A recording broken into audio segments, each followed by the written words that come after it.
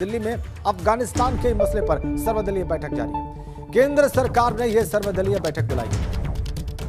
थोड़ी देर में संसद भवन परिसर में यह बैठक होगी। सभी दलों के साथ अफगानिस्तान के मामले पर चर्चा करने जा रही है सरकार। सर्वदलीय बैठक बुलाई गई है। थोड़ी देर में संसद भवन परिसर में यह बैठक होगी। सभी दलों के प्रतिनिधि इस बैठक में मौजूद रहेंगे।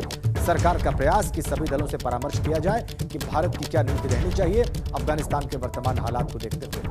अफगानिस्तान को लेकर भारत की नीति क्या हो, तालिबान को लेकर भारत क्या पॉलिसी बनाए, क्या पॉलिसी रखे, इसको लेकर यह सर्वदलीय बैठक थोड़ी देर में संसद भवन परिसर में शुरू हो जाएगी।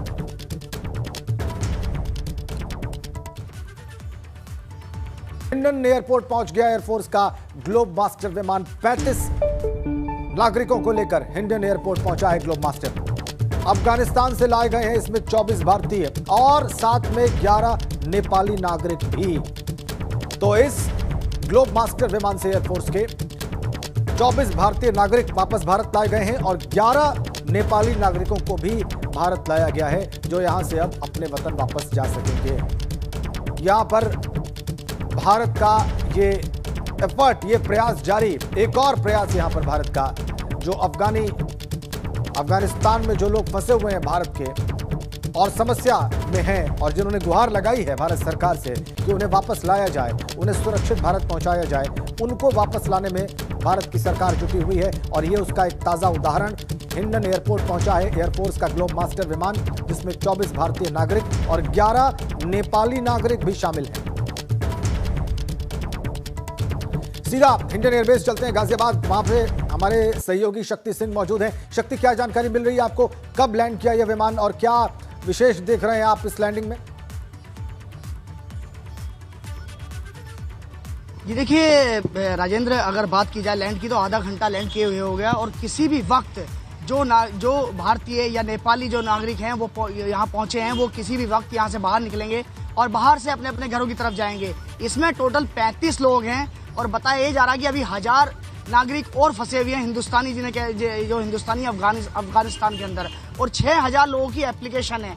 उसमें 6000 एप्लीकेशन ये है कि हमें यहाँ से निकालो, हमें यहाँ से बाहर ले जाओ। तो कहीं ना कहीं जिस तरीके से ग्लोब मास्टर लगातार यहाँ पर इंडियन एयरबेस पर जो पहुँचने का सिलसिला है वह लगातार जारी है और देवी शक्ति नाम इस ऑपरेशन को दिया गया है। ऑपरेशन का नाम है देवी शक्ति। उसके तहत लगातार जो नागरिकों को लाने का सिलसिला है वह लगातार जारी है और यहाँ हिंडन एयरबेस पे 35 लोगों को लेकर जो ग्लोब मास्टर में पहुंच चुका है और अब से कुछ देर बाद जो ये इंडियन एयरबेस की जो जितनी भी उनकी अंदर से चेकिंग वगैरह है, उसके बाद वो लोग यहाँ से बाहर निकलेंगे और बाहर निकलकर अपने अपने घरों को जाएंगे।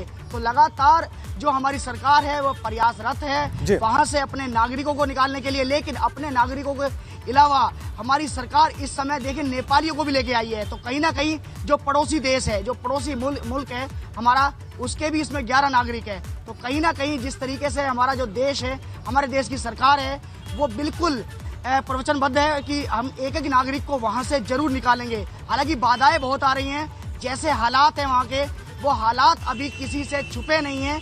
जिस तरह के वहाँ हालात इस समय तालिबानियों ने कर दिए हैं, उसके बावजूद भी जो हमारी भारतीय सरकार है, भारतीय जो हमारे सैनिक हैं, एयरफोर्स के जवान हैं, वो लगातार वहाँ पहुँच रहे हैं। और देवी शक्ति जो ऑपरेशन है वहाँ से जो नागरिकों को लाने का सिलसिला है वह लगातार जारी है और लगातार वहाँ से लेकर पहुँच रहे हैं।